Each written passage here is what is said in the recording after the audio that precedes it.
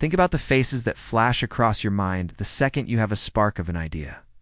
The skeptical raised eyebrow of a sibling, the cautious warning of a parent, or the judgmental silence of a stranger on a screen. These are the judges you've invited into your private chambers. You've given them a front row seat to a performance they didn't even buy a ticket for. Every time you pick up the phone to just check in or get a second look, you aren't seeking clarity. You're handing over the remote control. You're letting people who are terrified of their own potential dictate the boundaries of yours. You are performing for an audience that is too busy worrying about their own failures to ever truly cheer for your success.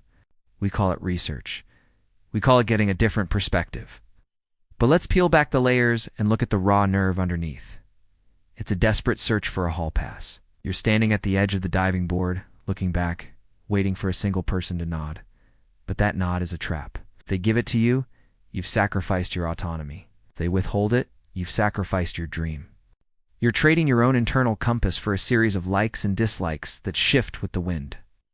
You're trying to build a foundation on other people's comfort zones, and then you wonder why the house feels like it's sinking. Ow.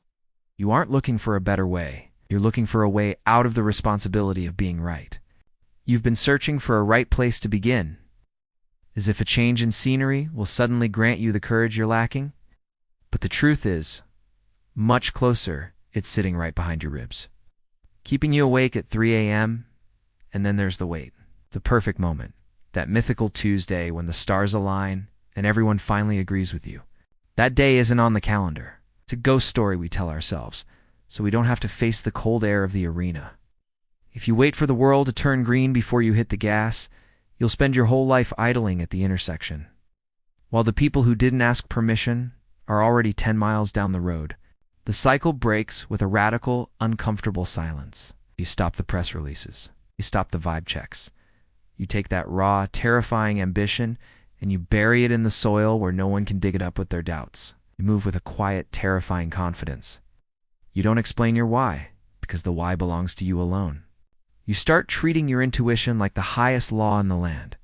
You sign the paper yourself. You authorize the transaction. You look in the mirror and say, I am the one who decides. You don't need a consensus to build a kingdom. You just need to start laying bricks. Here is the truth you've been avoiding. The world doesn't give you what you ask for. It gives you what you're willing to take.